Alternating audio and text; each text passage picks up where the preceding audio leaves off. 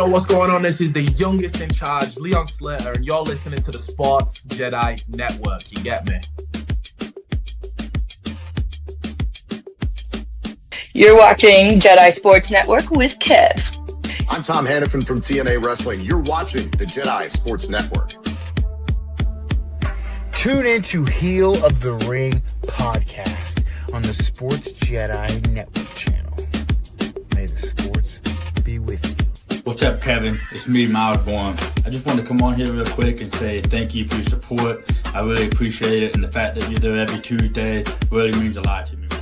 Hey guys, this is Elena Black, and you are watching Sports Jedi Network. This is AJ Francis, and you're with Sports Jedi Network.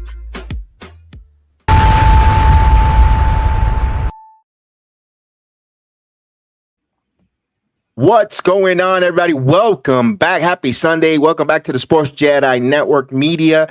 You know what time it is. This is your total nonstop Jedi, your home of TNA Wrestling, and your home for hardcore fans, diehard fans, the believers, and everyone who wants to live and breathe total nonstop action. And tonight, yes, coming back after a hiatus, TNA Lockdown of 2026 has come and gone. The cages were locked. The weapons were out.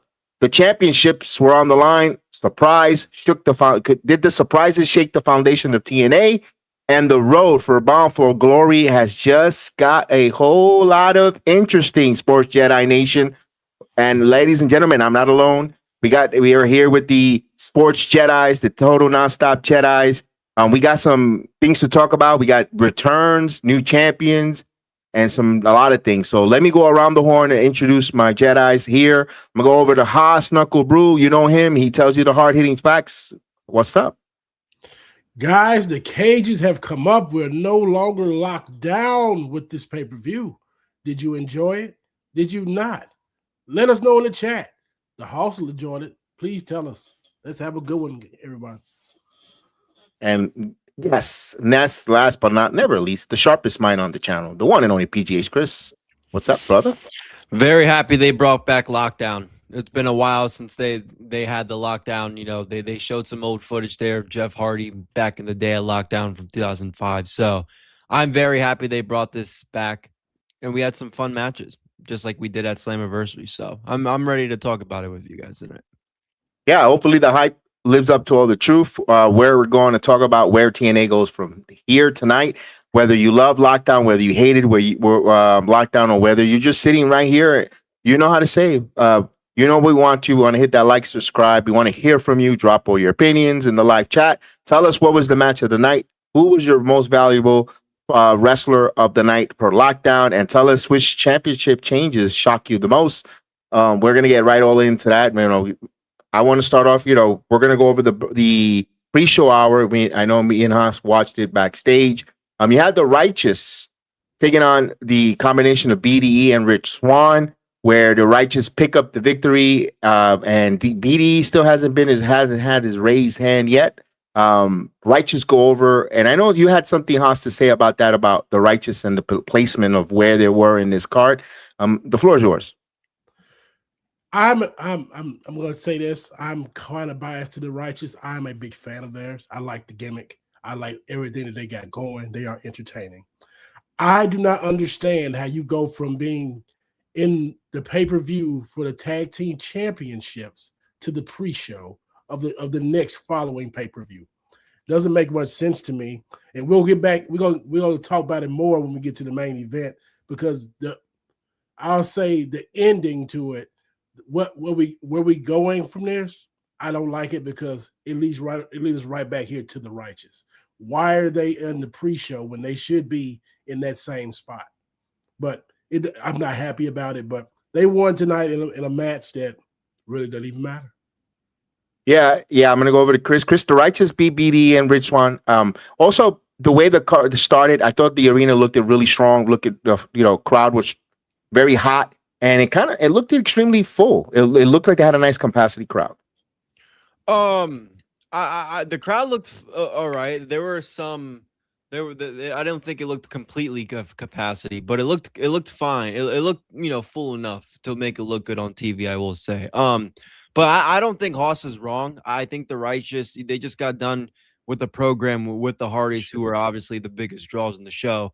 I would have liked to see them at least maybe come out. I know that the story is Leon and going after the TNA World title, and that's why he's out there challenging Nick Nemeth. But they are now the tag team champions. So hopefully in the next few weeks, they are doing the live shows, so maybe we see the Righteous kind of go after the Nemeths, because not to get too ahead, but I don't want this title win from the Nemeths just to be all about Nick two belts.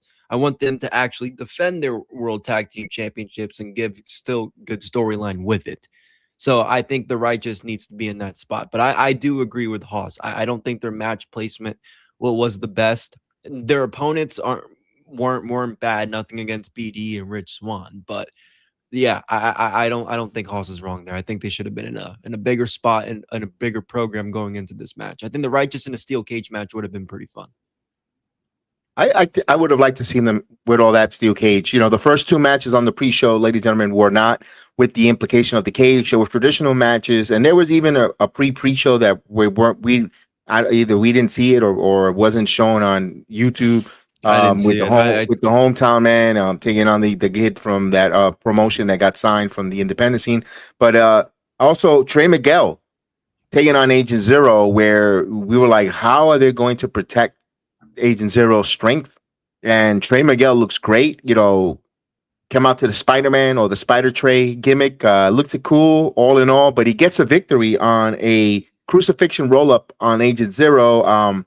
Haas, did the big man get protected because we saw Elegance Man lose this title, his undisputed streak, and now we see Agent Zero, no undefeated streak going forward either. Yeah, they protected him with this roll-up pin. I'm not the biggest fan of those finishes, but I get it. I understand. They want to keep him strong for the order for a storyline, for something to unravel later. Trey Miguel did look very good in this match. I liked his ring attire. It was very colorful, very nostalgic, and it was fine. Like, this match was pretty good. It highlighted Agent Zero's strength. He had a nasty like a double. I don't know the name of the move. It's like a double choke slam to Trey Miguel, and Trey got a lot of lift on that choke slam. Sold it like a dream. So very good match. I liked it. It's just you don't in wrestling, you don't always get the finish that you want, but I get where it's going. So I understand. Yeah, and Chris, we talked about Agent Zero, big MMFer, but here it felt like what do you think is going next for Trey Miguel? Where would you like him if I gave you the credit pencil for Trey Miguel after beating Agent Zero? Well, I want to see him chase. I want to see, whether it's the world title or some type of thing, I want to see him chase, because when he came back to TNA, we know why he came back to TNA, but I wish they would have used that a little bit more in storyline. For kind of, especially when Eric Young was with the company and he was talking about the cleanse. Like, I think they could have done a little bit more with that, and they should have put that on storyline, in my opinion. So I feel like if they could do that sort of similar thing now, kind of just get the people behind him and have him chase for something, whether, again, world title, X Division title, whatever it is, I think it would make good TV, and I think it would get a lot of fans more behind Trey Miguel than they probably naturally are, given what happened. By the way, I hope nobody fucking sends Trey Miguel a cease and desist, because those fucking tights were badass. Yeah, we mentioned that on our channel. We're like, ooh, yeah, we get a cease and desist. I hope not, because remember when Rey Mysterio was doing the mask, they sent WWE one. Oh, I didn't know that. I'm going by the Buzz Lightyear. The Buzz Lightyear, yeah, he did. They got a cease and desist with the Rascals.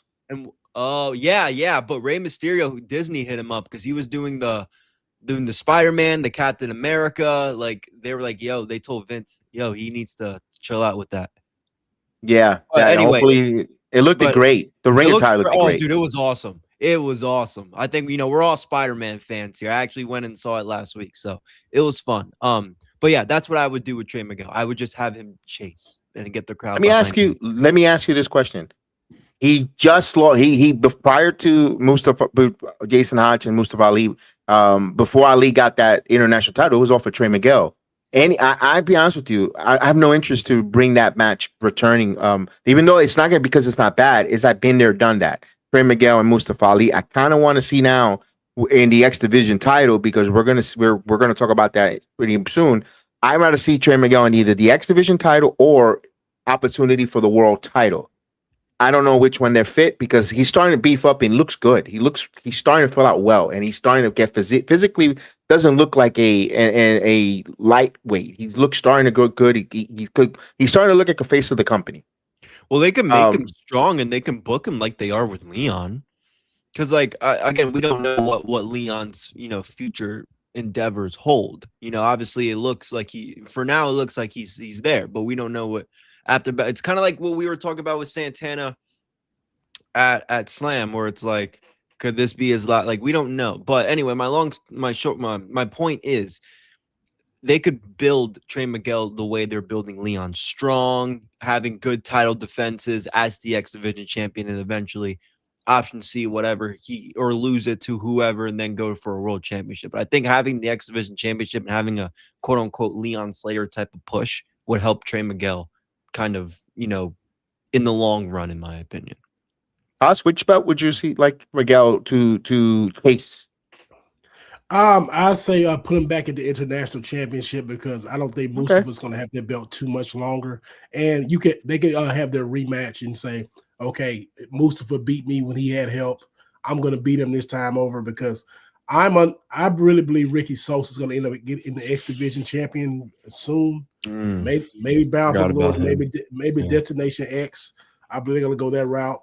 And I think with Leon Slater going for the world title, I think like you talked about it doing the watch. I think Mustafa Ali's going to be probably his main competition. So I see Trey Miguel back in the international championship. All right, we'll see where for Trey. We'll follow him. He got a big victory of Agent Zero. The Lockdown pay-per-view begins. The cage were lowered. Of course, it's called the national anthem. First match, we thought it was going to be probably Mustafa opening up at the hometown, but no. AJ Francis versus Alisha, two veterans in the match. Physical opening. The cage fight. Alisha had several opportunities to put Francis away, but the interference from the return of Expressions back at it ultimately helped Francis score the victory. Alisha attacked Francis with the guitar afterward, the match over, because the hometown man came out and gave the guitar. I want to talk about this whole entire match. Me and you were watching this. The crowd, had a lot of "this is awesome" chants immediately. Hot start, hot beginning. Haas, talk to me about this match. We were watching it and we were enjoying what we watched. This match was fun. Like, I really enjoyed this match to start off the show. You had Cowboy Macho Man showing on how strong he was, because he picked up Francis multiple times. The man was flexing hard. Like, that's real wrestling for you. You don't have to take all the flips and dips and all that. Show some real strength out here. And he was out here with a former NFL player and AJ Francis, and they were matching strength for strength. This was fun. Then you got Impressions. What's his name? We got to make sure we get his name right. Is it Expression? No, Expression. Like he's going to express expressions. He's going to express himself. Got you. He came here. He played like the Kevin Hart role. This man was hilarious. Coming here with he played it up strong with the wheelchair and everything. Then he came in there. He took multiple bumps. He didn't just take one. We usually get managers. They be scared. They get one bump. I want to say he took like 3 or 4 of them. He was not scared to get his hands dirty in this match. Then, man, AJ Francis capitalized off of it, but then Elijah got the last laugh. This match was very fun. Like, I'm going to remember this because, full disclosure to people, this was my first Lockdown I've seen live. This was a great opener for me. I enjoyed it. Yeah, and of course, I don't want to leave it out. I'm going to go to Chris, but seeing all the attempt of the old school on top of the cage from Elijah, I was like, oh snap! The superplex from top of the cage, and the crowd went bananas and got so crazy. Of course, we talked about Expression coming out of the wheelchair. It kind of reminded me a lot of Doctor Style Slick.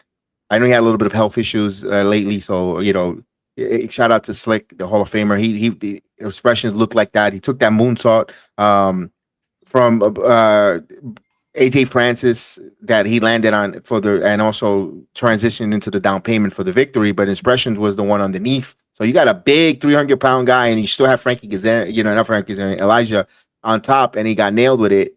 Wow. That Canadian Destroyer was also another spot there in the match, Chris. Yo, this match had a lot of good stuff. Yeah, I like the guitar from the top there that Elijah gave. That was pretty good. I think the crowd popped for that one as well. When Expressions was still in the ring, I liked it. I think it was one of their funner matches. Well, probably their best match since this whole trilogy started. And I know I kind of wanted this to wrap up a little bit ago, but they work really well together. I think AJ they proved us wrong, right, Chris? They proved us wrong because we didn't want to see it. I mean, it's not that I didn't want to see it. I didn't know where it was going. But now, they announced it's the final chaos. So I understand that now. So we knew it was never going to be bad. I didn't know why they were going at it again. But when they did they advertised it as like the final, match from their feud. So I like that. They work very well together, like I was saying. And AJ Francis, I hope the push is coming. I'm going to keep saying that until I see it. Because any type of match he does, any spots he's in, he looks very good. And he makes Elijah look like a star. Because let me tell you something. I do have an Elias t-shirt. I do like the guy when he's a heel. I don't care for him at the end of the day. So AJ Francis did a great job of making me care about Elias. I don't give a shit about his stupid vignettes with the cowboy and the horses. But let me tell you something, and the guitars. But let me tell you something. When he's in a good feud with somebody like this, I could tolerate it. You'll walk with him that way when he has I'll someone walk to with dance him. I could tolerate him in a spot like this. So I enjoyed it. Probably the best match of their feud. Great stuff. Like Hall said, great opener to a lockdown. If I have to put you on the spot, you have to pick one of your favorite cowboy, Elijah or Hangman. I was just gonna say it's not Hangman. I mean, I have an Elias. I have a Walk with Elias T-shirt, so I think that tells you you walk right with him. All right. Just wanted to make sure that. I'm walking. House, what about Elijah, you? The real cowboy. You're walking with the guy from Virginia who had cotton fields. The guy who's never allowed to be a world champion again. No, I'm good. Like he mentioned on his promo. He used to work the fields and when he was a kid. Sure, pal. He probably did on the other side. My favorite cowboy is Dak Prescott. Oh, but seriously, I will walk with Elijah before I'm walking with Hangman. So would I. For many reasons. But I'm sorry. I walk with Bob. I walk with Bob Warren. I walk with fucking Ezekiel. I told you this, Kev. Just look at me. Am I walking with a man named Hangman? No. Look at me, man. I'm not walking with a motherfucker named Hangman. James Storms for me. There you go, Mets. There you go. Oh, yes. There you go. There's a good one. That? Bro, I saw him at Hershey Park or the Choco World like 3 weeks ago. And he posted on his Instagram. I was like, I knew that was him. But I just, I'm not. Are you James Storm? I'm not going to fucking do that. But yeah, hey, pal. I was like, he looks like he was with his, I think he was with his 2 kids and his wife. But shout out to James Storm. Right. Yes. He was at Choco World the other day. Not that fake ass Vegas Choco World that a lot of people like to go to. The real Hershey's Chocolate World. I'll tell you about James Storm. He's one of the reasons that I would turn on to JCW. Shout out to him. He's one of the reasons I grew up liking TNA. During that time, he's one of the reasons I kept watching. So shout out to James Storm. Him and Bobby Roode are great. Get some beer money. All right. Second match of the night. Well, a lot of mystery because, reports came out that Rosemary was injured on an independent scene. Well, right now, storyline with TNA, she's been missing. We don't know where she's at. Ali, of course, needed to find a partner. It's your knockouts. They were taking out the 2-time reigning, looking for a third one in the Elegance brand, where Ali comes out and a big return. Kiera Hogan, yes, returns to TNA and becomes Ali's mystery partner after Rosemary disappears. Hogan in the match and scores the deciding victory fall, making her and Ali the champions, legitimizing her keep as one half of the Knockouts Tag Team Champions. And here's one thing for I want to say this. We saw Mara Sade leave She was part of all the vignettes in the Dark Realm world. It would have been they could have naturally put her there, but I'm happy that Kiera Hogan came out and Haas. What a eye candy debut for her too. Yes, sir. I wanted some rump roast when I saw her come out. That's gonna work for me, brother. Hogan knows best. I'm gonna tell you all of that. See, all of that's good stuff. Now I was not really familiar with Kiera Hogan's game before tonight. Now I am, and I want to see more of her on Thursday nights. She came in, she did not look sluggish. She's very impressive. The hip attacks are one of my favorites for reasons. But the way she came in with the surprise, she got a decent pop. It wasn't the biggest of pops, but got a decent one. People were familiar with her. And this Allie, she meshed well with her. So this match was pretty good. Other than that, Heather going through the cage was by far one of the funniest spots of the show. This match was satisfactory. It was fine. Yeah, and the Elegance brand, Chris, they weren't cringy. Because here's again, you still had Mr. Elegance. He's a total cringe fest, but it weren't cringy. This is why I say less is more. When I mean less is more, less of Ash. I'm sorry, Ash. You come back and you're the one that brings that cringiness. They were a good act. The conciliere out there had the nightstick and handed over to Heather H by Elegance. They used it. They was a time that I thought they were actually going to win. Kiera Hogan gets the Northern Light suplex for the victory. Chris, your thoughts? We seen her from the very inception of Kiera Hogan, even before her TNA run first. But then now watching her in All Elite Wrestling kind of was like a background piece to Jade Cargill and Red Velvet. They didn't really shine. Hopefully she can shine here. I'm so happy you brought that up with her being kind of Jade Cargill's sidekick, because that's what she was in AEW.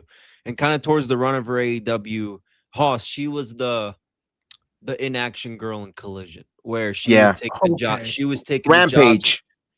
Well, even Collision towards the beginning part, but yeah, she was like that Rampage girl where it was like, but even towards the end of Collision, where she would take the job for women like Sky Blue and like Mina Julia Hart. Julia Hart, like she would take jobs for those matches on Collision. They would only last like 5 minutes. So but she was a solid worker before in TNA. She's a 2-time knockouts champion with Tasha Steelz, I believe. Somebody Fire and Flavor. Fire and Flavor.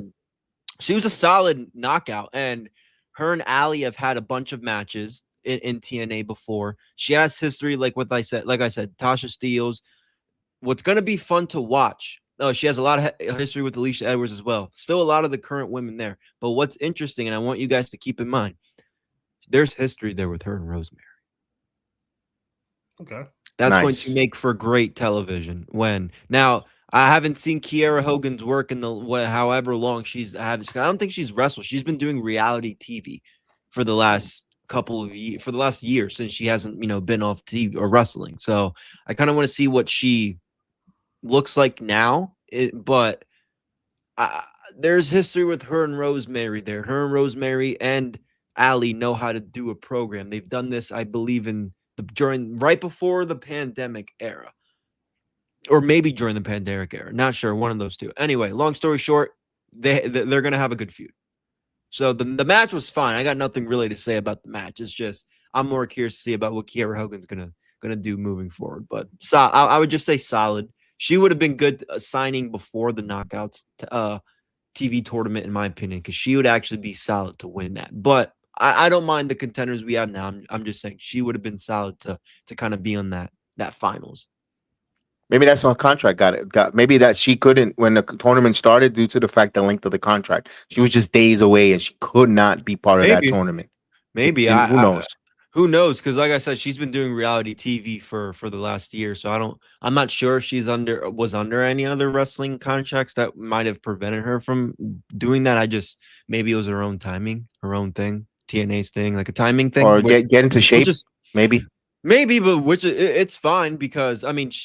That she could always win that title eventually or defeat whoever the first one is, after. But she's gonna have that feud with probably Rosemary when she comes back, and then they're gonna do that thing with Bunny. Bunny could probably turn on her. We could see them be heels, Rosemary and Allie. Keep an eye out for that. So I just think Kiera Hogan's return actually brings something okay to the knockouts division. It's a little more things that they could do with them, which is good because we've been complaining that it's kind of been lacking. I thought it was going to be Havoc or from Helic. I thought I was like, ooh, the big girl. Like, I didn't know who or Kyla King. I said, man, this is a good time for Kyla King to return back to TNA. See, I was sitting here and I was like, and I didn't know who it was gonna be, but I'm neither did we were speculating. I had no idea. I was sitting downstairs. I was just like, I hope this isn't one of those things where like they just signed Gabby Forza. So I hope it's one of those things where I didn't think about that. So I didn't think about it because like it wouldn't make sense. I just thought about it in the terms of, okay, well, they just signed this girl. They don't really have anything for her to do right now. She kind of got jobbed in the knockouts tournament. This is something for her to do, and we'll script it out as we go. I'm happy they didn't go that route. That's just a little thought that came in my head as like they were making their entrances. As I was like, okay, who is it going to be? Yada yada. But not bad, solid. Yeah, good match there for the ladies. Good second match. Usually the crowd tends to die down. There were little peaks and valley quiet. There was some fans shouting back and forth, tribalistic shouts you heard through the pay-per-view. So I would advise you to go back and listen to what they were saying. A lot of swearing and cursing. Somebody's mother was mentioned. All Elite Wrestling was mentioned. I don't know what the hell happened, but I wasn't even listening. What? Yeah, I didn't have, I had the commentary. And it sounded clear. It was two fans yelling at each other. I don't know how close proximity they were, but that was heard all over the pay-per-view. You know what that means? It wasn't as packed as maybe it looked. No, but when I meant it looked packed, when it started, the visuals that they gave us, and the crowd ruckus, they were excited and it looked great. Yeah. And then as the show went on, you could see the red seats. Yeah, maybe. Yeah, I mean, that's been them. You know, we've talked about that with them for a while, so it's nothing. That's different. why, unfortunately, we experienced it with our boy last year. So, Chris, we'll stand on it, and I'll still stand it on the dying hill until I die. Slammiversary last year, it was more packed than fucking Bound for Glory looked on television. I don't give a shit what they tell me that they have more people. Bullshit. I'll say something else. I think since Anthem's taken over, I think Slammiversary is the best. Our Slammiversary is the best crowd. Oh, 1,000%. Because Boston crowd sucked. The Boston crowd sucked when they were, and they go too much to Winslow, Ontario, and it's that I crowd. Will give the only crowd I will give even close, but not even terms of capacity. I'm talking terms of like rowdiness and actually being a good crowd. Was that Bound for Glory in Chicago when it was still under Scott D'Amore? I don't remember specifically which year, but I remember it was a Bound for Glory in Chicago. That's the last. El Paso does good too. El Paso does good. Yeah, but Chicago usually does well for TNA. They did well for the Scott D'Amore era. So I wasn't surprised to see the crowd at least in the beginning they're fired up. But yeah, like you said, kind of towards the end, it's kind of been the thing with them the last few years. Hey, but we saw our good somebody we know at least in the front row, Kev. Mr. Pickles. If you know who I'm thinking of, no, you know that doesn't ring a bell. Mr. La Piccolo was sitting front row and joined TNA. He was because he's friends with. He's starting to be friendly with TNA with Carlos Silva. They want to do something. They got some adventures. You know what? I didn't see that. I didn't notice him. See that? He was right where. I would have texted him. He was on the right side. You know where like the. The dude that's like the green shirt guy of TNA that sits in the front row all the time. He usually sits on the other side. I think that's where he was sitting. Because he was. Damn, I would have texted him. I said, "I see you on TV, pal." Yeah, we should shout him a text and say, "Hey, I see you, buddy."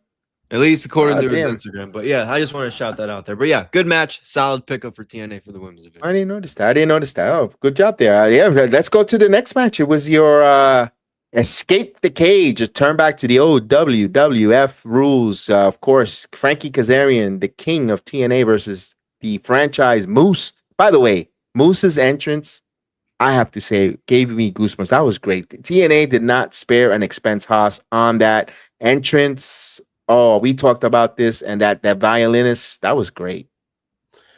Man, he came out there on the throne out there showing that he is the face of the franchise. And Atlas is the name of the violinist or the band. They came in and they were strumming the hell out of those violins. They were on point. The presentation was great. And he came out there, then Frankie K came out there. He sat on the throne up there, just healing it up, hamming it up, however you want to call it. That it was just a great way to start the match. Like the presentation was A1. And it just set the tone to show you how the match was going to go. That was, you could say WrestleMania type of entrances, for TNA. We saw that in Bound for Glory. We saw some good entrance. We saw in the Slammiversary when Trick Williams had the Harlem Symphony Choir to do Whoop the Trick that sang him out there and so forth. But they did this here in Weird Atlas in Chicago. Great job there. If you saw the Total Nonstop Jedi's review on Thursday and we did our prediction about the match, I nailed it almost to the T. A spear outside of the cage, Kazarian wins. But it didn't take away all the psychology, throughout the course of the matches. Chris, you kept Moose strong, but Haas made a good point. Dumb, but Kazarian wins. Your thoughts on the outcome? I don't mind it. Like I said, I said I wouldn't be as surprised if Moose lost to Frankie Kazarian, as I would have if he would have lost to Eddie Edwards at the last pay-per-view. But it was a solid match. I like the rules where you have to escape the cage. I missed when WWE actually had that, those rules of the steel cage. So fun to see. Again, two guys that won't have a bad match. I liked a lot of the heel work Frankie did, and that's why I like the result, because I still think there's a little bit more that they're going to do with Frankie Kazarian, especially with the new signee that we will talk about later on. But right. there's a lot that they could still do with Frankie, even after he won his first TNA title not that long ago. So I like it. Not again solid, nothing crazy. It was probably the least violent, the least chaotic match of the night, and that's saying something, because this match was still pretty good for it being just a simple match in the cage. So, and that's the first time they wrestled. First time they wrestled 1-on-1. Wow, I didn't even realize that. I'm not too surprised actually, because when Moose was really the face of TNA, Frankie wasn't. I don't think Frankie wasn't even probably in the process. Mostly probably not even the company. Probably. Well, he was with AEW in that short run. I do remember that, but I don't. Yeah, Heather might know a little bit more about me. I kind of, when AEW first came off, I kind of fell off with Impact. I'll be 100% honest. But yeah, solid match. I think Frankie's gonna. I'm curious to see what they're gonna do with Frankie, because I thought after he lost the TNA title, he was kind of gonna go, but he's kind of like starting to go here a little bit more. So solid. I've got a follow-up question, but I want to get hold on to that. I got my follow-up question. I'm going to go to Haas, because Haas had a good point when we were watching ourselves backstage. Kind of looked dumb for Moose. The floor is yours. Moose, he controlled the pace of this match most of the time. It's just like Frankie was up here just trying to lead him back to that door most of the time, because when Frankie couldn't climb, Moose kept pulling him down.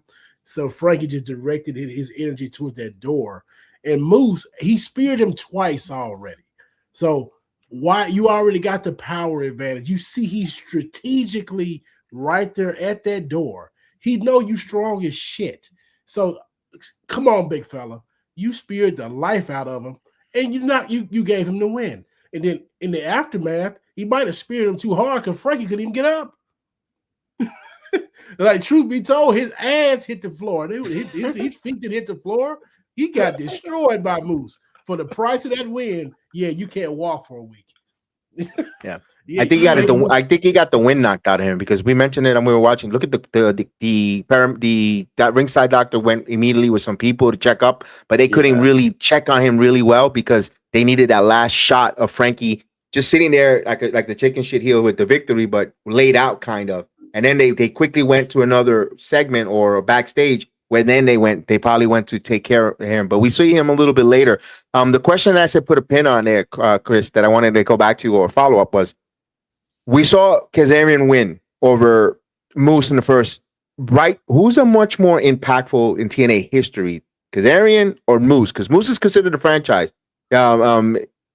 Who do you think won 1A? Because 1A, I mean, either one is not a bad answer, ladies and gentlemen. If you're listening, if you think Moose is that guy, It's not to start an argument, but in your eyes. In my eyes, I mean, yeah, I agree with you. You can't go wrong. I'm gonna say Frankie. I think he is a pioneer of the company. He's definitely a pioneer of the X division and the tag team division. He's wrestled a lot of the greatest wrestlers to come in and out of that company. He's been in some of the best feuds.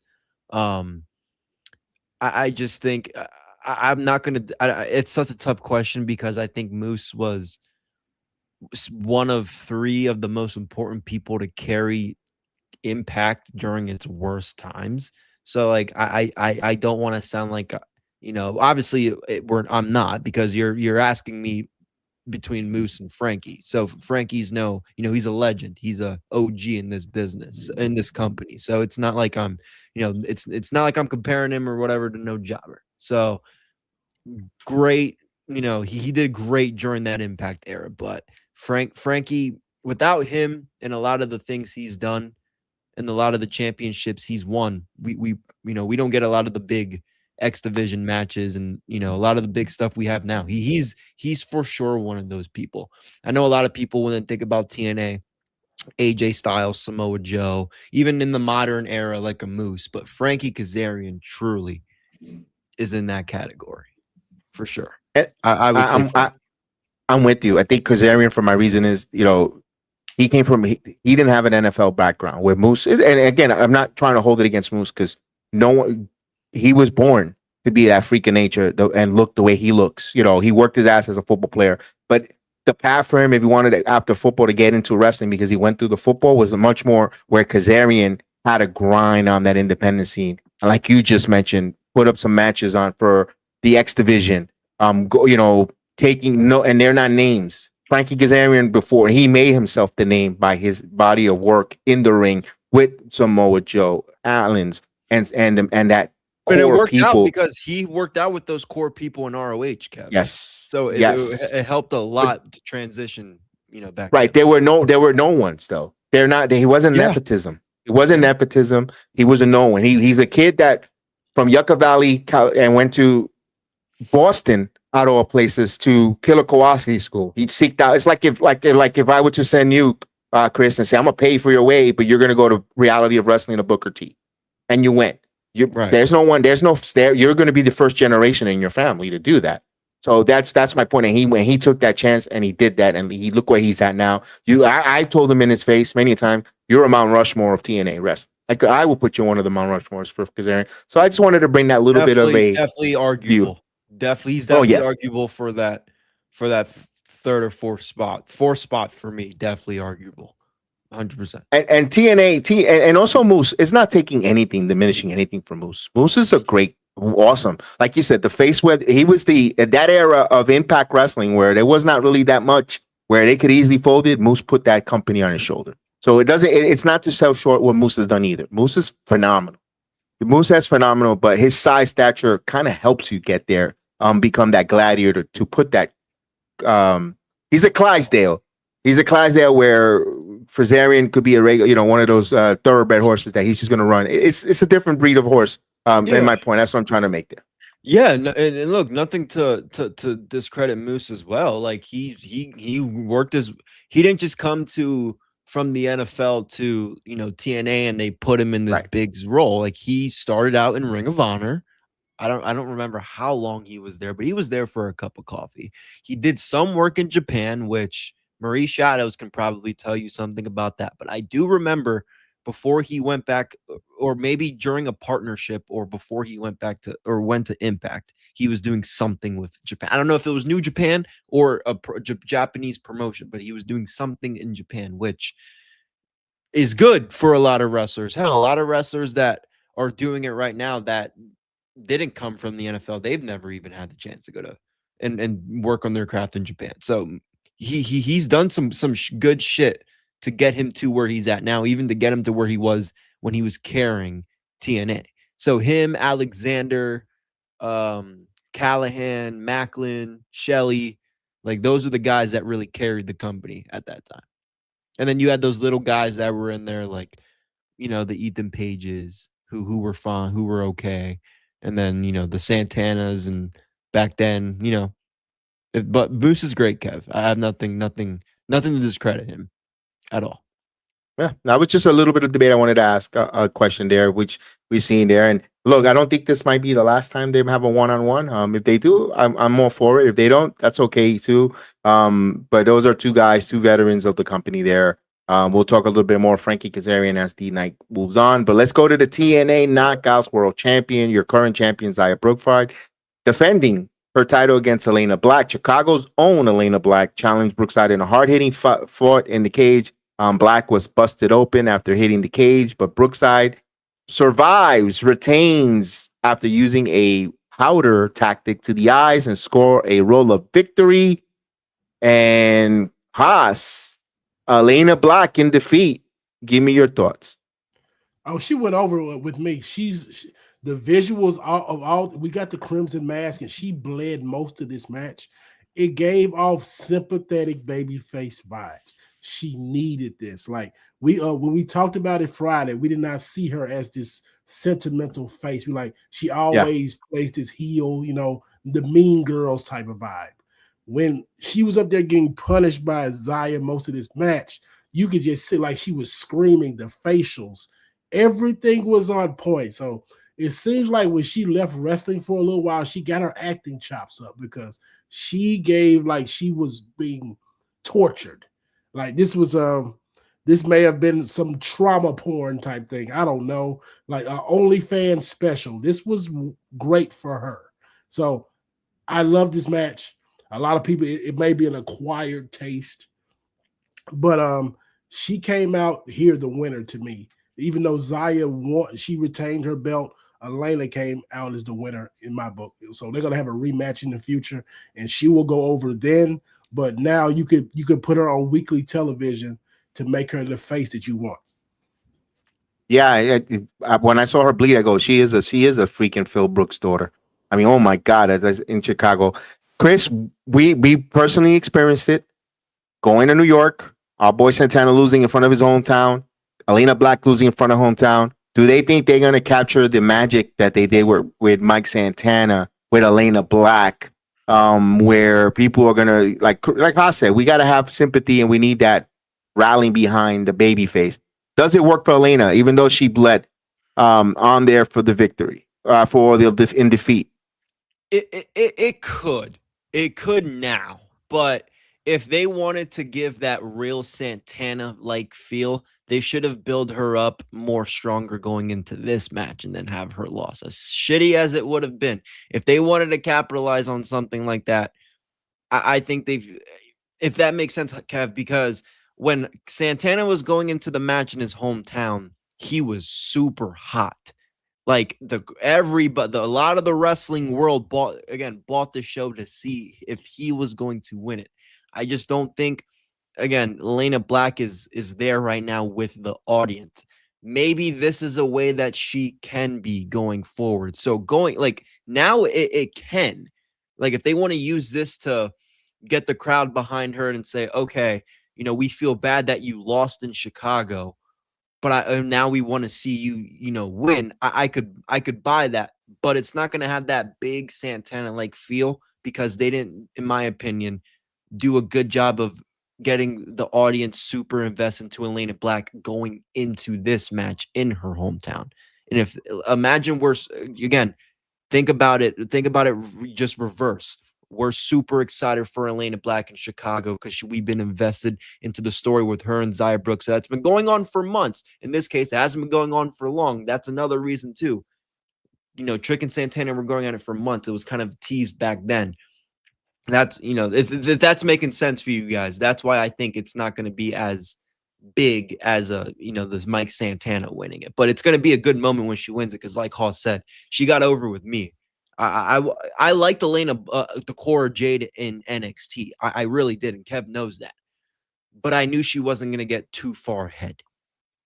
In Impact in TNA now, she has a chance to be ahead and beat the top. And I think that could, it's going to be a big test for her. And I think so far, she might pass that test. And she did tonight. Great visuals. I was telling Haas, I said, but then we have other matches coming up. Maybe, and I said this, and I said, maybe they're saving for the other matches. Maybe they're saving that to particular moment for other matches. When I saw her with the Crimson Mask, I said one way to her to fight Zaya, and also what makes Zaya Brookside so strong, and especially when Zaya was putting that belt right into the cut, and you see the Met bleeding and people the pass out finish. Elena passes out. Well, she's working her ass off, but she's striving and she's full of her face full of blood, and she passes out. And then the crowd will get, that help for Stone Cold. I don't know if you could capture that for Elena. I'm not saying Elena's going to turn into Stone Cold Steve Austin, but it helped there with that sympathy angle with the crowd. Like, oh, and then, she's out and they tend to her for a while. And then you have the crowd cheering for Elena, and then she get, whatever the case, and then she gets going. I thought they were going to go that finish. I said, maybe when they did not do it that route, I said, maybe they're going to hold on and save it for other matches. Because I asked that too. I told that when we were watching the Haas. Maybe they do that here. Maybe they do that in this one. But they didn't use it. But I thought they were going to use it in the finisher, or they were going to borrow that finisher. For Elena, I don't know if she's going to get that opportunity because Indy Hartwell has been seen in the back. Now, there's a storyline with Daria Ray, trying to pin an obstacle for Indy Hartwell. I'm going to say this. If anything happens for Bound for Glory, it'd probably be a triple threat where it's going to be Elena, Indy, Zaya for Bound for Glory. It looks like that we're heading that route. For that, we'll see. I thought the match was good too, Haas. I'm with you. I liked it. I enjoyed it. I wasn't expecting the women to have color. The thing, to go before we go to the color part with Indy Hartwell, I believe Indy Hartwell is going to have a TV match with Zaya, and she's going to lose there. I don't see they gain anything by making that a triple threat, but we'll see how they book it. And another thing with Elena Black is on Thursday, they need to go all in with her presentation. Changed it from the heel presentation that they came out with tonight. Like, I understand her name is Elena Black, but they need to give her more of a face appeal. We got the visuals with her bleeding and everything. She looking sympathetic. She cannot come out there with the same presentation on a brand new episode that's going to be live on Thursday night. Like, I hopefully they have thought this through, because you signed her there for a reason for your Knockouts division. So do right by her. But with this match, it really did surprise me. I didn't have much expectations going in, and I'm glad it did surprise me. Like, we're not going to say it was the best graps per se, but for storyline purposes, it served its purpose. It was proficient in that manner. Yeah, it was, and it was good. It was good for the women. It's good, you had the tag team return. You didn't want because they had a surprise return in Kiera Hogan to overshadow your prestigious knockout title. The color, the hard hitting fought. I thought it put it on a good leave and kill, and it's up to you as a fan which one of the two knockout matches you enjoyed. That's on you to decide on that there. But something that was kind of wow, some people might say match of the night if they wanted, if they liked it, the TNA International Championship. Of course, your reigning defending champion Jason Hotz takes on the challenger, his former employee or former friend or former fashion group member. We don't know. I think that's going to be playing out more and more on Thursdays. Is Mustafa Ali, one of the biggest nights, the biggest war of the night, where Hotch and Ali took the fight, not just in the cage, outside the cage, including spectacular dive from the top of the cage through the table. Ali eventually hits his 450 splash, and he becomes the international champion. But in defeat, Jason Hotch hanged on to that teddy bear, that dinosaur flush teddy bear doll he had there. Great story throughout, even though Hotch lost the title, but I love the story they told in this match. This was great. I'm going to go to PG first. Chris, give me your thoughts on that one with Ali and Hotch. Surprised about the outcome, not going to lie. I am, but it does go back to what I think Haas said yesterday, where I don't think they could have Mustafa Ali lose. I know we were kind of going back and forth a little bit about that one. So it makes sense at the end of the day. I'm curious to see what he's going to do with that international title now, because, again, I feel like he's been there, done that. But, we'll see. But the match was good. A lot of good moments. Again, great storytelling in the ring. That spot that, people are saying it's like a Mick Foley type spot. I was really surprised. Hotch was the one to kind of do that. I wouldn't be surprised, because Hotch is kind of a bigger dude compared to Ali. So when Haas would go like that, I figure Hotch would be the one catching Ali from the cage. But I was genuinely shocked. But no, they did some good spots, good storytelling. I think we kind of knew going into it was going to probably be a contender for match of the night strictly off the story. And that's where, again, telling a good story before a match, when they do the crazy spots, it actually, I don't just, oh, shit, I'm like, oh, it truly he's not doing it to doing it. He's not doing it to do. He's not just doing it because you disrespected his family, and his family sitting front row. And there's a hate. I'm gonna, you know what? Screw it. I'm going for broke because you disrespected my family. I want to kill you, MMF. And they did a good job of implicating that in the story too. And also Tasha Steele taking that shot also added more. Like, damn, you've been disrespecting in front of my family. Now you take care of our Secretary of State here. She gets hit because of your clumsiness. I'm gonna get your ass. Yeah, shout out to Hotch's family. Seriously, I know a lot of these families. That's why we like the Moose and Eddie Edwards match. When these families get involved, like it does make the story just even if it's a little bit better. It's just a small part of the story that does make the story better. Is when you're fucking with the grown man's family. So, good job. Very, very like you good. say. Realism, like you mentioned, yes. Like I said to Bobby yesterday, exactly. Realism. Any grown man, when you fuck with a grown man's family, you're gonna hear it. So, good stuff. Really good stuff. I know me and you were watching that finish, that coup de grace stomp from the top. And that looked great. It didn't look. Go ahead, I'm gonna let you go. Now we didn't talk about the real MVP. The real MVP was the daughter and that damn toy. When Uncle Mustafa came there, he was like, "Mom, why is Uncle Mustafa grabbing my toy?" Yes, he was so malicious when he got the stuffed Reptar, whatever the hell that thing was. Went up there. It took bumps too. It took a 450 splash. It was just destructive. Like if you see someone get that personal with a damn toy, I'm like, yeah, I'm gonna beat your ass, motherfucker. You don't take my kid's toy like that. Then you gonna give it a finisher as well. You are a dirty bastard. Yes, this match was great. That, like you said, that stomp off the top of the cage. You called it. Excuse me. You called it in the backstage. You said that was the safest you ever think you saw a move be taken like that. Yeah, you would think that would probably have a degree of difficulty of like 100. He came down. He landed safely on the side of his knee, and I'm just like, see, other companies should take note of that. You see how high he was? He had no threat of getting hurt. It was wonderful. And another thing about this, like to go back to that when Hotch did the crossbody off the cage, Mustafa Ali must have been a punt returner in his day in high school or something, because he caught Hotch like it was just second nature. Like, come on here. It was just so safe. Like, for this to be such a dangerous match with high degrees of difficulty, I never felt worried for those two men in the ring. That just shows you how professional they are. And this match just showed it very good. The storytelling was immaculate. Arguably, this could have been the match of the night, like you said in the preface. This was very damn good. Yeah, and by the way, when he executed all those moves safely, on this day, I see clearly that you could do safe moves from the top of the cage. What a day to be alive. If you know, you know, guys. If you know, you know. Mm-hmm. And that was PG, not rated R. There you go. We go to the we get an X Division championship, the last man standing, but there was a lot of implications.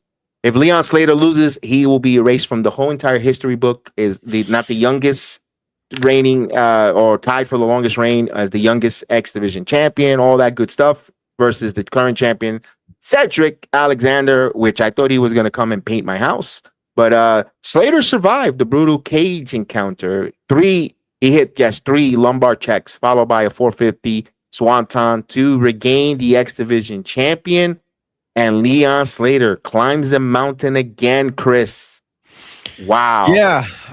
Again, not so surprised because of the implications. You're not going to erase that from story or from history books. It's just not going to happen. Kinda, we're again not. I know we're going to talk to it later, but kind of wishing they didn't do the Ultimate X match at Slammiversary now that the title is technically vacated. I think a vacated X Division Ultimate X match at Bound for Glory would have been pretty cool. But I'm interesting enough why kind of they did that. I think Cedric could have held that title a little bit more, but especially with the system again, not to get too ahead, getting a good win. So curious to see again the future of the X Division title, but solid match. Definitely the last match between these two, and I like the finish. Kind of like a last man standing where Leon kind of hits Cedric's moves and does his 450 splash, and he doesn't get up. I thought Cedric was going to get up. I'm going to be honest. There was a small part of me I was like, this is not the finish when it should be, but good match. Not a bad match. Again, Leon Slater, I think he's going to, well, I know what he's going to do. I meant the X Division title. I'm curious to see what it's going to do. I think it's going to be in a tournament, and it'll be, on the line at Bound for Glory. Maybe they'll do like a tournament bracket, and maybe two people will go at it or something, or they'll just throw it up on a ladder. One of those two things. But that's what I think came out of the match. Future of the X Division, ladies and gentlemen. What's next? That's what's next. Haas, this is another one of the matches that we were talking about that we put where we had Elena Black and Xia Brookside, where Leon had color. He started bleeding. I said, this is, if they're really going to erase Leon from the history books, or if he's not going to win, one way of doing it, also bleeding out and passing out from the blood loss from Cedric Alexander and kind of a submission. He is weak. If you lumbar check and some other stuff when he was in part of the Hurt Business, I believe he had a submission hold that he used to wrench on the Hurt Business in WWE. Fact check me, I don't recall, but still, wrestlers know how to put any kind of submission on, especially if someone's bleeding. I thought that route was going to go, but your thoughts on the whole match and the outcome? This match, I'm going to be contrarian here. This match was just fine to me. When you have the last man standing stipulation, the cage kind of limits it. It's hard to see last man standing matches that can't go everywhere where they need to be. No weapons really involved.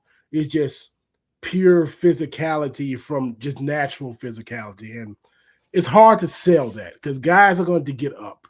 Now, I know what Chris just said. He thought Cedric was going to get up from, what was it, the 450 splash to end it? It just, like I say, the match was not bad. It's just the stipulation. Psychology. Right. Yeah, the stipulation and the psychology, it just limited what you expect a lot more out of last man standing match. We may be spoiled by what we've seen in the past from other companies when it comes to last man standing. It kind of handcuffed it. But I take nothing away from these two men. They did their jobs. They went up there and did what they could with this stipulation. Just they probably should have had another one. Like last man standing, it doesn't fit when you're limited in the cage. It just don't work that way. Yeah, the lack of weapons was a little bit of a disconnect because that leads to your last man standing. You get hit with that, and you get hit with a bat, with a barbed wire. You get hit with something. The cage was the gimmick of the whole story of tonight, but still, you still needed something. You needed something. There was something Maybe there missing. Maybe they could use the cage a little more. Like they could have. I don't know if it was last man standing in the ring, but maybe there could have been a spot where they're like both at the top and then something. I don't know. Maybe they could have used the cage a little bit more. I think.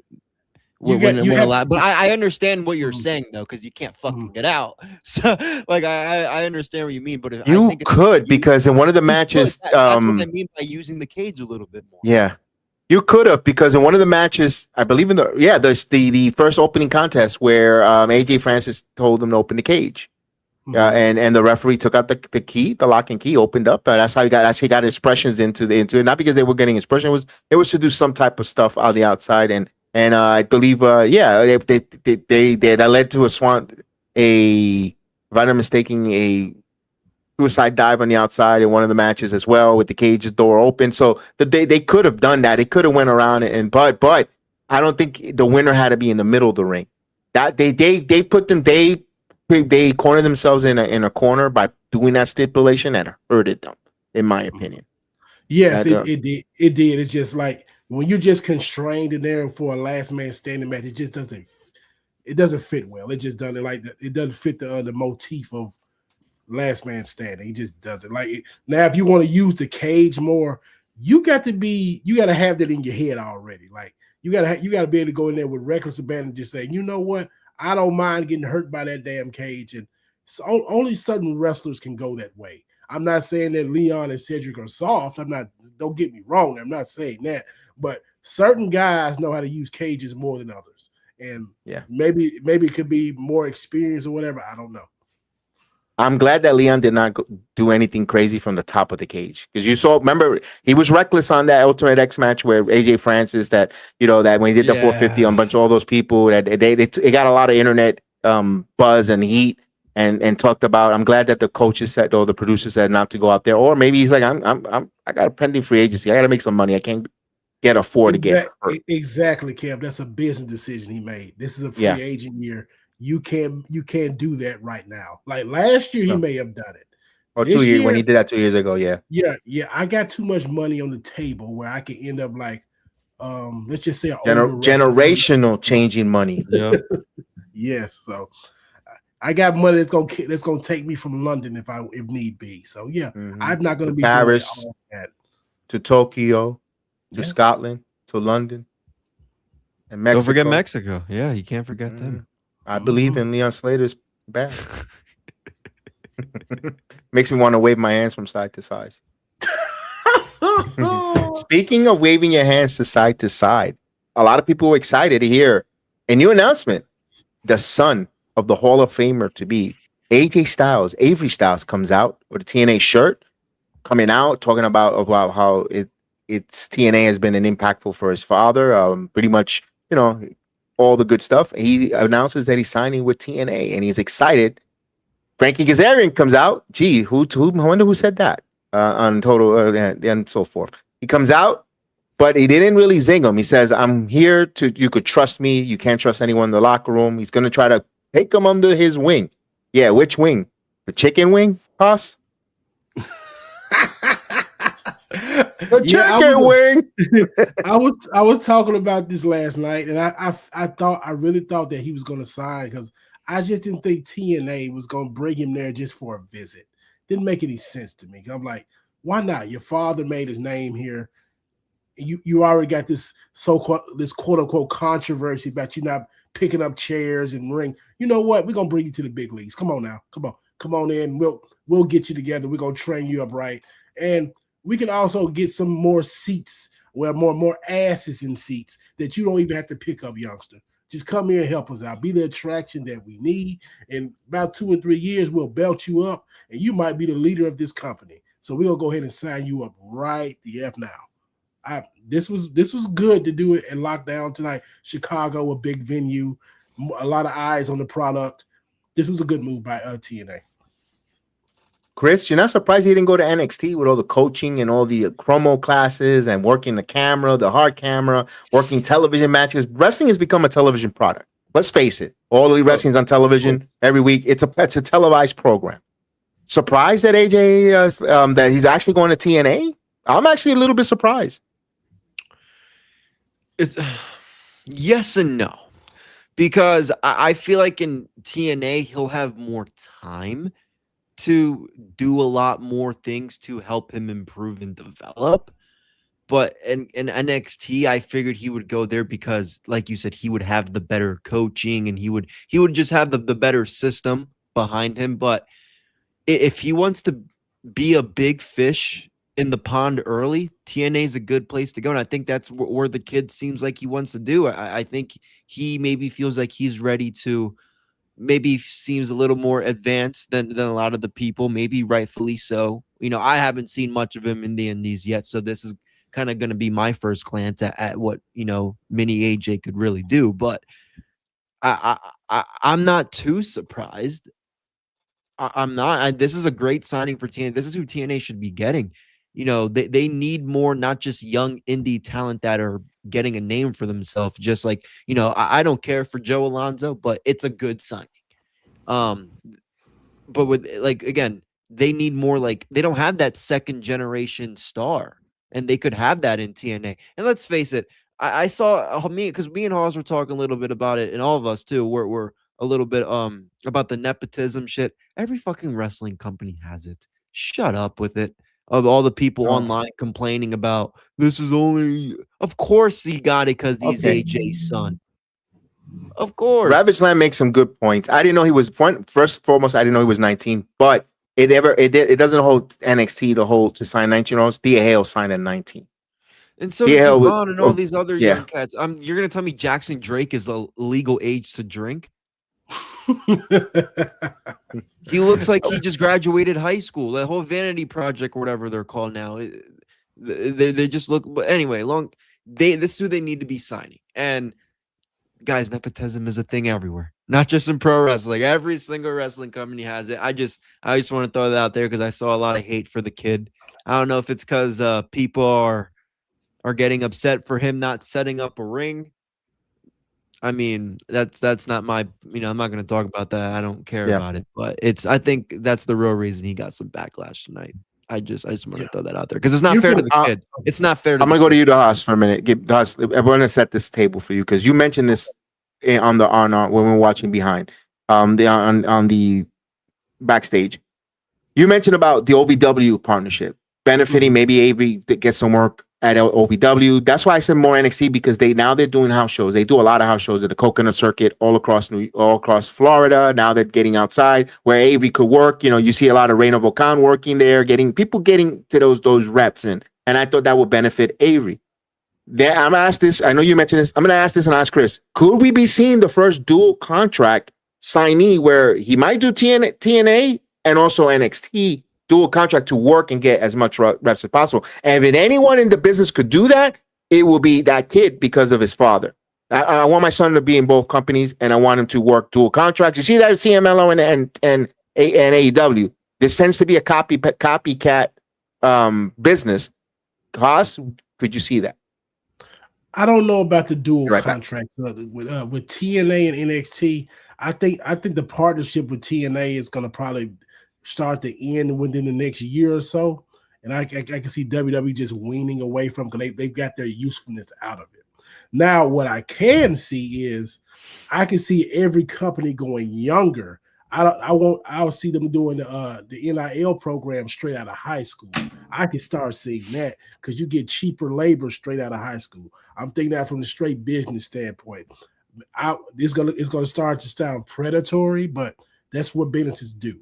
They're not going to wait till you're 24, 25, right out of college. They're going to get you to the point like once it's going to be like the armed forces when you had to do selective service. They're going to start coming at you right after you graduate high school. Hey, son, ma'am, do you want to be a wrestler? Have you ever watched WWE? You ever watched AEW? Have you ever watched TNA? You're going to have recruiters. You're going to get those random text messages that are like, come to your local tryout and you'll see those recruiters. That's exactly what I'm talking about, Chris. They're gonna come right there. They're going to have the mugs. They're going to have the keychains. Oh, my God. You're going to be 17, 18 years old, very impressionable. You got to take any tests, fast vabs or whatever they're called. They're going to be like, can you, how fast can you run a mile? Well, can you climb the rope? They're going to take you right to the PE class. Climb this rope, son. Go run this mile. Can you throw this basketball? How many times can you pick up 135? Okay, we can work with that. You're going to be 18 years old. They're going to promise you can make $75K straight out of high school. Now, if I'm 18 years old, you tell me I can make $75K. Yes, I'm going to go. Yes, I'm not going to college. Yeah, yes, you could. I'll go job. I don't even know what that means yet, but yeah, I'll go do that. Yeah. I'll take a back bump. What is that, sir? Oh, don't worry. We'll teach you, young blood. Just come pick up this ring. Pick up this ring and pick up this the waiver first. Yeah, sign this waiver. Where's your mom and dad? Sign this waiver, and we'll take care of you. So yes, it's not going to be any more Obafemis. It's not going to be more Braun breakers. You're going to find the younger cats straight out of high school. I don't know. Like I said, I don't know about the dual contracts, but they're going to do the NIL in a younger age. I see that coming. I can see because AJ Styles has that juice, that gravitas. He's still working with the WWE, and he could use that to his advantage. Well, I have got more matches because I don't think the WWE wants to see AJ Styles wrestle in an All Elite Wrestling ring. No, I don't think they want to see him there. I think it's kind of shut down at this point. Also, they won't stretch the kid thin. That's why I left that comment there because all elite. When it comes to TNA, they only do once. They only work once a month.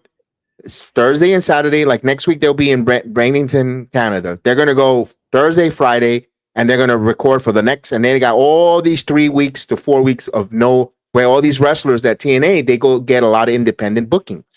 This is where you could send Avery to work on the team. They don't have to be on NXT television or Evolve. I'm talking about the NXT house shows to get some reps to work there, or even OVW. You don't stretch them thin because you're not going to run them every weekend, of course. But I think that will benefit the kid, and maybe that's why I said maybe in the world it could work, but maybe it won't. But I think I'd rather have him go in the WWE system because the ultimate goal is you want him to wrestle in WrestleMania, not at 4th of July Independence at the high point in OVW. No disrespect. Kev, I got a question. Is it fair to say that the WWE system is overrated in training these kids? We could have that great debate and discussion. That's a whole show because that is you know what? If you say we could go around in circle and debate that, and we could actually come to an agreement that it could be overrated. Because the reason I say that is because if it was so successful, why are so many people getting released from that company that come up through that brand? I mean, that come up through that training mechanism. I know we can talk about that later, but that's just something to really think about because we got so many people that go through that system and they just wash out immediately. Hear you. Yeah. And no character development, like we were talking about. Are we really developing a character, or are we just getting over so we could get you on, so we get some ratings on Tuesday nights and so forth? So yeah, we could have that good debate on that discussion there. That's something we're gonna definitely want to address and speak about that later on. Yeah, we get the Lethal Lockdown match, the system, of course, the whole entire system with Alisha Edwards, including this is a mixed gender match. Fabian Aichner, Ricky Sosa, Casey Navarro, Jada Stone. The classic multi-person match has returned. This is their version of Blood and Guts or Hell in the War Games, where all types of weapons. You saw weapons, thumbtacks, barbed wires, plenty of chaos. The most shocking, where Eddie Edwards ultimately scores the victory, who's 3-0 or 4-0 now in these type of matches for the system, but by driving Ricky Sosa through chairs in a package. Power driver, Haas. Wow, your thoughts on that one? This was the best match of the night because they did everything that was required of a match called Lethal Lockdown. It just seemed like everybody was in peril once that match got started. My highlights were when Ricky Sosa did that European uppercut with the barbed wire around his wrist. Jada Stone doing that big moonsault from the top of the cage. She also did the superplex where she took most of the thumbtack bumps with Alisha Edwards. Like, it just seemed like that those two, they really got the most out of this match. I expected a little bit more out of Casey Navarro. He did some things, but nothing really of note that I could just remember. So he did something to think about that. But with Alisha Edwards low-blowed everybody in this match. I mean, no balls were safe in this match. I was scared for myself here, and I was thousands of miles away. That package pile driver Eddie Edwards did was a devastating move. So risky one because they have a lot invested in Ricky Sosa. That was a risky one. Exactly. Another thing, Ricky has taken a bunch of pile drivers since he's been here in America. Eric Young has pile drived him multiple times. Now he's taking a package pile driver on chairs from Eddie Edwards, but these are safe veterans, so I understand that. And I was very surprised that Ricky ate the pin in this one. I know a lot of wrestling analysts and fans, we take a lot into who takes the pins in these matches, but it's the fact that we see they got a lot of plans for Ricky Sosa, so I was surprised that he took the pin in this one. But this match, like I say, best match of the night for me. It was very fun. I know, Chris, I'm going to ask you this because me and you are pretty much on lockstep and what we have our thoughts on Jada Stone. Yes. In this match, did you change your thoughts in this match? She shined in this match. I got to give her flowers going into the finals of the Knockout television tournament. So, change my mind? No, because Okay. I still want to see that character development from her. But I'm gonna say what I said to you guys and Bobby yesterday. She does what the fuck when she's when she gets a task, she does it. She's not afraid to do it. I definitely want to see more of her. I want to see more of her now than I did yesterday in terms of, okay, now I really want to see more character development. I really want to see more of what she could do because, like I said, I never thought her in-ring was the problem, maybe at first, but she's improved a lot, and I've seen that. And I've noticed over the last few weeks, she's kind of been going a little bit extra to kind of do some cool spots and make sure, she's involved, and she definitely did a great job of that tonight. So I definitely want to see more, but I still need to see more, if that makes sense. But it's a great start. She shined. Not shout out to Jada Stone. I think this is the best she's probably looked since she's been signed to TNA when Tommy signed her in Pittsburgh. I truly believe that. And Alisha Edwards, again, she's always worked great with the men. I'm not surprised this match the way it was because Bear Bronson's in there. And Bear Bronson is TNA's John Moxley in terms of give me blood. I'm going to eat your blood and break your bones. Okay. It was natural for him to go through to the barbed wire table. It was like, I'm home. I mean, it felt like he was in garbage can wrestling again. What did I say, Oz, on the watch along? You did. Right? That's why we all mesh, especially me and Chris. Like, holy shit. I literally said that when I'm sitting. I'm like, oh, garbage tribute to Garbage Can. There we go. Shout out to GCW. But no, so I like it. I'm not even surprised the system won either. I actually do like that they won. I thought the visuals were great. And Haas, I think the reason why Casey didn't do as much, I think he's scared because he doesn't want to tweak his ACL again.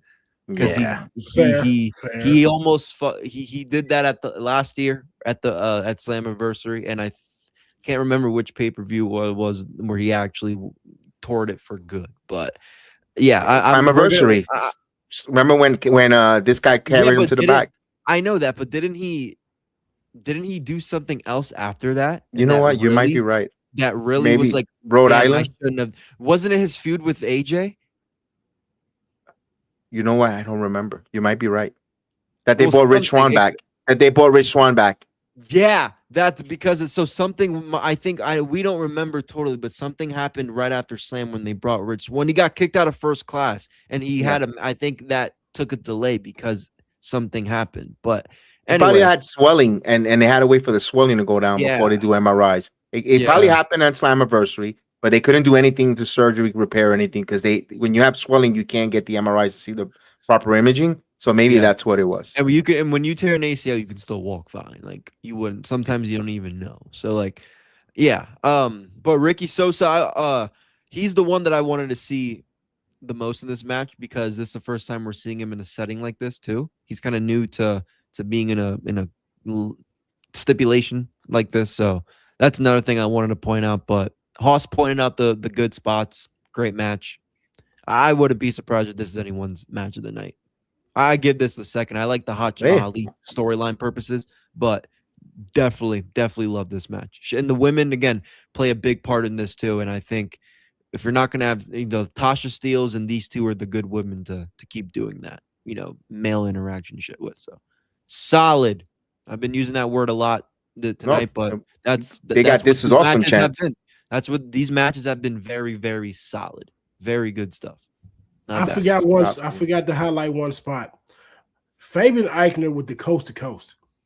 When he showed off the athleticism there, like I want him in a nice story going into Thursday. I mean, if it put him in there with AJ Francis, put him in there with some heel to highlight this athleticism, and let's see this go somewhere because they just brought him in. I need him to be in something interesting because I know I'm not big on match quality and all that. Like, I want payoff matches. That's the biggest thing with me with matches. But I want to see a guy like that do something that matters in this company. So put him in the story that can actually highlight what he does. He's one of the favorites to be an X Division champion. Him and Ricky Sosa could be your 1 and 2 odds-on favorite to be an X Division champion if they want to go that route. If they want to pull the trigger. Only time will tell. If they do, this one could have been better if they had Hey, but if you like it, it's why complain. I think what Haas mentioned was, but they don't do it. 2 rings. They never did Lethal Lockdown with 2 rings, right? It's always been 1 ring. Yeah, that's the We never only did it with 2 thing. rings. Yeah, But then you're becoming War Games. Then you're taking away from the W. You're copying a little bit of War Games and the other and Anarchy. Well, Blood and Guts. if that's the case, they need to let it sprinkle outside a little bit because they were Yeah. too they were too Felt like enclosed. It felt like sausages in a Vienna sausages in a can. No, instead of no, they didn't. They never did Lethal Lockdown with the 2 rings. They did Lethal Lockdowns with the 6-sided ring. That was what Lethal Lockdown that was the unique. That was the unique look. That was the unique. From look. at least the one I remember in 2009. That was in the 6-sided ring. All right, main event time. But before we get to the main event, now I went to go get water or I take my medication. I don't remember which one of the two. Someone got laid out in the back. Another person with Santino, Sana Magan. Who was the one that got laid out? You remember? Wasn't it? It was somebody that just came out of the match, wasn't it? Elijah. Thank you. Elijah. Thank you so much. Elijah, That's yes. That's right. Yes. That's right. Elijah. So we have a mystery person that keeps attacking and not leaving baby faces or heels knocked down. Mm-hmm. Interesting. Wonder if they're going to develop that in Bringington for the live television show or whatever the case is. I wonder because one thing I got to give them credit and I thought like, oh, we need to see who that is. Maybe we get revealed at the pay-per-view. They're leaving something for television. They didn't give it all to you at the moment, and they left you for a reason to want to watch, not just because of the implication of the results, but storyline wise for Thursday. That was good. That was smart. They didn't overdo it. Other companies rush to give you everything all in one shot, and then they're bankrupt creatively. And they did leave you something for later on, which I got to give them a lot of credit for them. We get to the main event. It's for the TNA World Tag Team titles, the main event, which I thought this was going to be the main event, not the Lethal Lockdown match. The Nemeths brothers looking to become a 2-time tag team champions against the Legends, the Goats, the Hardy Boys, the Nemeths. Matt and Jeff threw everything at the Nemeths brothers, including tables, teasing Swanton from the top of the cage. Nick Nemeth ultimately caught Matt with a danger zone or a Ziggler or zigzag for the Southern pin, which left a lot of the fans in the building. Like you see the puzzle confused. What the hell is that? The finish? And it felt like there was a mistake. I think the match had to go at least about another 5 or maybe 10 more minutes. I don't think that was the finisher. I think Jeff might have got tripped up and didn't break the pin because you see Matt trying to kick out, but he didn't really get all his shoulders out. So I think there was still more meat on the bone, Haas. This match actually deflated me a bit. I know I've probably been saying it the last few weeks. The Hardys, they need to stop being in these main event predicaments. I know that they are the biggest draw in the company, but they need to be protected more because it's making it look like that they are pushing themselves in front of other people. And I'm not going to accuse them of that. I think it's just the booking and their drawing power, but their matches are too slow. It's not even methodically slow. They're just slow paced because they're older men. And when it comes down to it, it's very formulaic, a lot of finisher spam, a lot of twist of fates, a lot of side effects. You're basically waiting for the Swanton bomb spot. That's really what you're waiting on. You gotta wait for the t-shirt to come out first. Then you know the match is wrapping up. Once the shirt Exactly. comes off from the Hardys, the match is coming up. It's finishing. That's the go home signal. Mm-hmm. And then we should be talking about nepotism too, because no one wants to talk about it. This is the Nepo match, brothers versus brothers. And then, I mean, why does Ryan Nemeth deserve to be in this spot? I'm gonna be that guy. Why? Like he's not. He held the town hall meetings and he had the girls glaze him and ask them the only ones that asked him questions. I'm young enough to remember at the AMC premiere, he was the one that just got a ball shot in front of whoever was in the Dark Wind show, whoever the hell watches that show. I'm like, I didn't know who the fuck Ryan Nemeth was, and right now I'm like, I don't know why he's in a main event predicament. But this match was actually one of the worst of the night to me. I mean, I could get why you may like it, but I was bored. I was bored with this match. I really was. And like, I don't care how big of a draw Jeff and Matt are. They can't save every match because of their nostalgia. Like nostalgia cannot save every match. Like this match should have been before the Lethal Lockdown. Honestly, it could have went 3 or 4 matches ahead because I would rather see the International Championship in front of it. I would rather have seen the X Division Championship in front of it. Like we put these people in a predicament where the tag team titles was the main event of the show. You have to be special.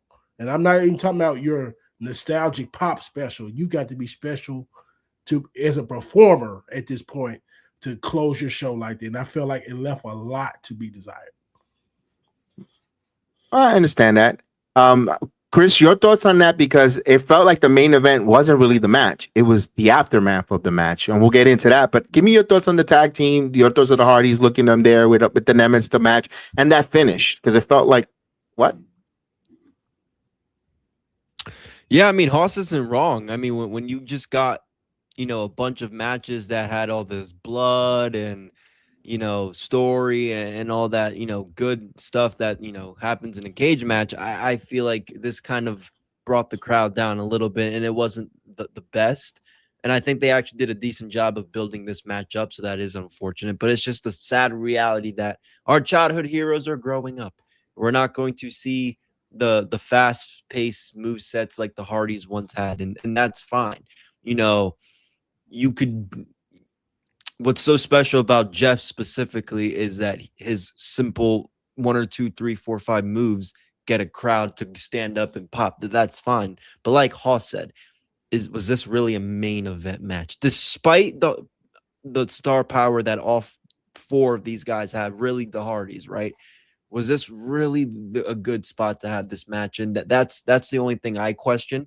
Obviously, it's a good match to advertise and sell on paper as your main event. But when we just had all these good matches, I think that's kind of why this match didn't hit. At least for me, not I think I'm so focused more on Nick Nemeth as a singles competitor. It's kind of hard for me to get back into him with Ryan and all this tag team shit.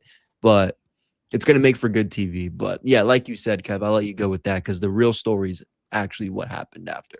Yeah, I did say that too, Haas. Yeah. Kev, before you get to that, I will also say this. This goes back to the pre-show. I'm upset. Yeah, that I was going to bring you back into that one. Yeah, cool. I'm very upset that you put the Nemeths in this position when you had the Righteous right there. We were at Slammiversary. We had that great tag team match, and we're gonna put those people on the pre-show. But you get the Nemeths here to make Nick Nemeth double champion for what? There's no purpose in it. And it just that's more infuriating than anything because and I understand you want the Hardys and such in a main event. We gotta make good episodic television week to week. The Hardys cannot save everything. You're overexposing them, and it's gonna make me come off like I'm hating them, and I'm not. I just want more for the company, and they're gonna squeeze as much juice as they can out of the Hardys, and you're gonna make other people start questioning, like, aren't there more wrestlers here to be put in spotlight position? But yeah, that's yeah. But they it's because of they were dictated by a lot of different things to have the Hardys as the main event. The one thing that dictated it was people are going to buy tickets to these events. Let's face it, they don't really draw a lot of people in on Thursday nights on their shows. They don't really they don't draw 9, 8, 7, even 5,000. Only for the pay-per-views like a Bound for Glory, Slammiversary, here for Lethal Lockdown because it hasn't been brought back. Destination X is going to do good because it's something that haven't been done in a while. My point is they're the ones that will move tickets. I don't think Nick Nemeth alone, if he would have had a main event, was going to move the tickets. Casey Navarro, Nick Nemeth, if that was your main event in Chicago, would not move tickets. Not to the degree of people there. I was just gonna say, I think we can start. I think soon, maybe even now, we can start having a conversation. Is Nick Nemeth as world champion moving the needle for TNA? Right, that's a good one. That's a good one. We're definitely gonna get into that one on our next. That too in a few weeks because on Friday soon. Because we and especially me, Kev. Because we were invested in the Santana, and we really wanted to see who was gonna take the title off him because. We wanted to know if he was going to elevate somebody or whatever. we understood why losing it to Nick Nemeth was quote unquote best for business, but he hasn't done much with it. Maybe is it because there's nobody in TNA like a Santana to somebody to, maybe now. Yes. Maybe finally now, which I will, I'll let you guys get into that. But I besides Leon, I don't know who else is going to make good TV for Nick Nemeth. Because like Haas said a few weeks ago, if he already went against Jeff Hardy and Jeff Hardy's your biggest draw, there is nothing that where do you go from there? Exactly. And what hurts, and this what hurts the TNA branding. They need people to show up and go there. And that's why we say we're going to talk about it Friday, because we do our reviews of Total Nonstop Jedi's on on everything that happens on that Thursday Night Impact. Well, this is going to be live, so this might go on Thursday night live or not. We haven't determined that yet. So that's why we hit the notification, but we don't know if we're going to go live immediately. Steelers game should on Thursdays be done by then.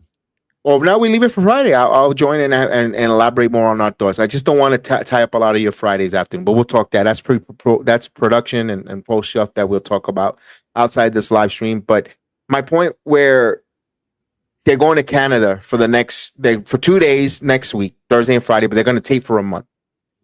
Jeff Hardy is not allowed to go to Canada. I don't think he cleaned that up. I don't think he's able to travel yet outside. That's going to hurt. That's why they can no longer be tag team champions. Because now you don't want that title to go away, and you didn't put a storyline where he got injured, taken out. Unless if they do it, they would have won the title. That mystery person that's taking people out would have been Jeff, but it'd been probably someone that would have taken out. But they didn't go that route. Or maybe they still do it. Maybe they do it digital exclusive or right before the show starts, and then now you're written off Jeff Hardy for the tapings in Canada. We'll find out. Also, Nemeth is a double champion. They made some history other than Kurt Angle, because they mentioned that a lot through the broadcast about Kurt Angle being a double time with being champion. So they want to talk about that history. Also, they're making history again here where Leon Slater comes out at the end of after the celebration of the Nemeth victory. Slater comes out and he gets on the microphone, and people kind of saved the show because people were about to go with the LOL TNA. Here to go messing up a really good show with that kind of lackluster finish. But no, he gets in the ring and cuts a promo, says he's out. He's going to exercise, like I mentioned, option C for Bound for Glory. Now, I want to say this, though. There's still another PLE or before Bound for Glory, and there's still going to be some live. They're going to need opponents for Nick Nemeth. Or is he just going to I'm not going to defend my world title. I'm just going to be a tag team, defending tag team champions. I think one of the PLEs, he should defend the world title with someone who wants to challenge him. TV will tell. But option C, and I got another person that can move tickets, Chris. And we've been glazing him and we've been giving his props. It's Mustafa Ali. I said this and I keep saying this, and the cow comes home. Bound for Glory, Leon Slater versus Nick Nemeth. I think Slater beats Nemeth, but I don't think he leaves Bound for Glory Tampa with that world title. I think the Collier Shot Gauntlet is going to be clashed that same night, and that's going to be Mustafa Ali. I'm going to stick with my guns with it.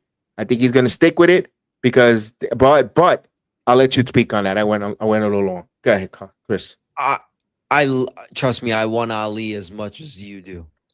There's one other person that I wouldn't mind get that spot, and that's AJ Francis. He would be the only person that because I know you have Ali. I actually have AJ Francis winning that call. Imagine him in expressions running around with that damn call. That would be great. And they catch it that night in Tampa. And they catch it. And then, hell, you could do a feud with Leon. And, well, I mean, if Leon stays around, but he'll stay for the tapings and then he'll leave. Like the way just a couple of tapings and yeah. I mean, yeah, he could do that. I don't know if AJ and Ali would be great.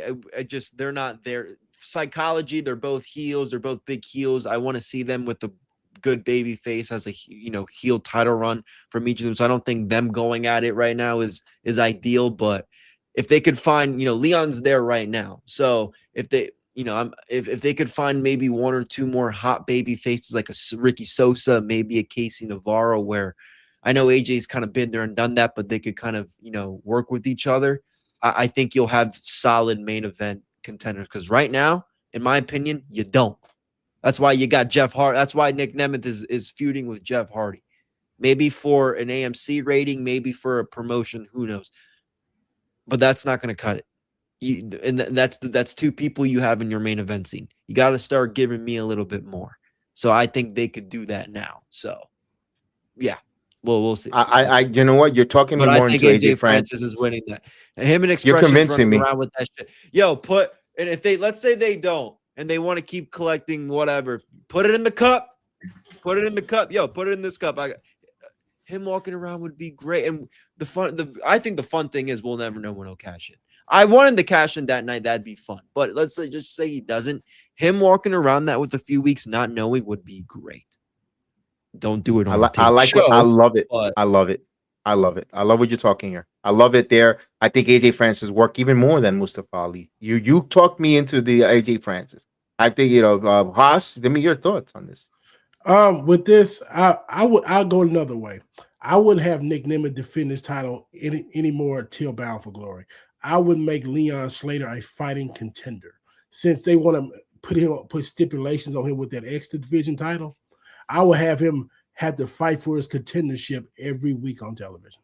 New challengers every week, and it's going to make him such a sympathetic face that he has to fight for his title shot every week. And you can have Daria Ray come out there and do it. This suit, everybody hates her anyway. Have her come out there and give him a match every fucking week. It will be great television, and it will develop him to be the guy that you want to beat Nick at that big pay-per-view. Because he's gonna start having to give promos every week after he beats somebody. Everybody's gonna start rallying behind Leon even more, and I feel that's gonna be very good going into Bound for Glory. But he's already booked in. By him surrendering the title, he's already booked in. Do the match, unless she's gonna say, "I'm gonna make your life impossible." Yes, that's what I'm talking about. That's real drama. Like, we know he's booked in, but he has to. You're gonna have to challenge every week for you. Like, you got to defend that like you got a belt. And I think that's gonna be good. Like, she could probably say, "I try to erase you, and now you're going after the like Daria Ray wanted to put that. She wanted that stipulation to erase Leon Slater and all that, and then now she's gonna make it. She's gonna run you down before Bound for Glory if you survive it. I like what that heel. Because the thing about it, most wrestling companies, they mess up there by having a match already preordained for a month or two already in. You're gonna be like, well, they get lazy on television because you already know what's coming. Oh no, we got to keep the drama going. Like, he's gonna come into Bound for Glory injured because he fought every week, and Nick Nemeth's fresh. He just you know what I'm scared of, guys, and I already see it. Since Jeff can't go to Canada, it's going to be Leon and Matt trying to run after the Nemeths for the tag team titles through the whole weekend of the whole month of in Canada, because that's how he rubbed elbows with it and got the rub with the Hardys. I think they're going to do that, fellas. Oh, I see it. I see that again, Kev.